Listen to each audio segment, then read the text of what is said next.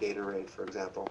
And he found that even runners, long-distance runners, when they drink too much water, when they're not thirsty, they get into trouble. I think a really good principle would be to drink when you're thirsty and don't ever drink too much, okay? Because you can start to dilute these electrolytes.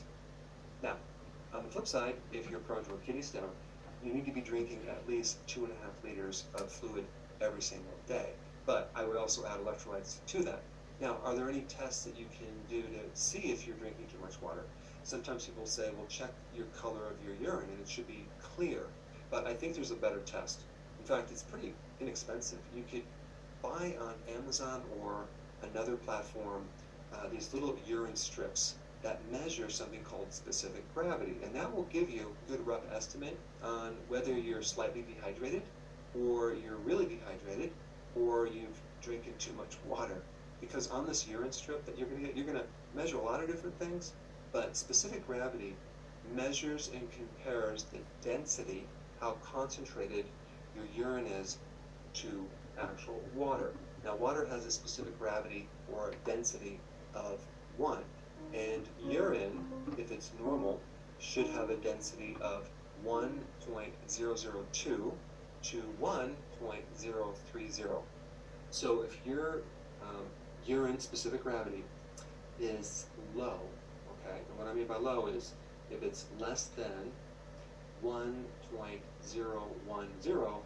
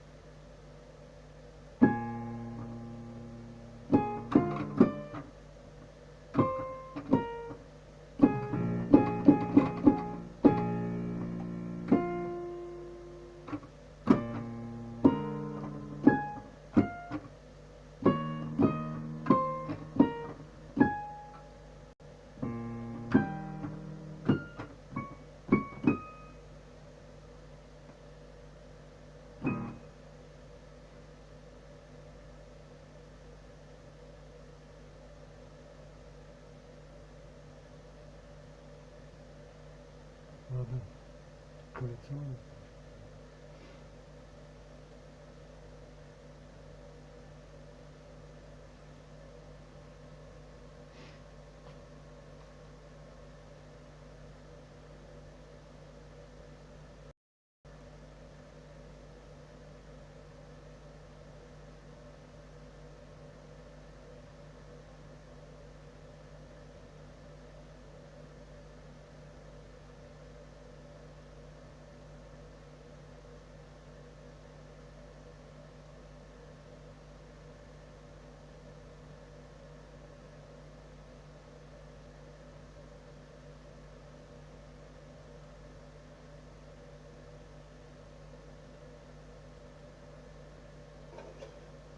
More than 30,000 NATO troops will begin military drills in Norway today as part of a long-planned exercise.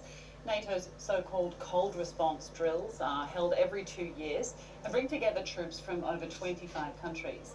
The exercises last for 2 months and test their ability to operate in cold weather environments. The drills come at a heightened time of tension for NATO members as Russia broadens its offensive in Ukraine. And Klaus Wittmann is a historian and former German Army general. Let's bring him in now.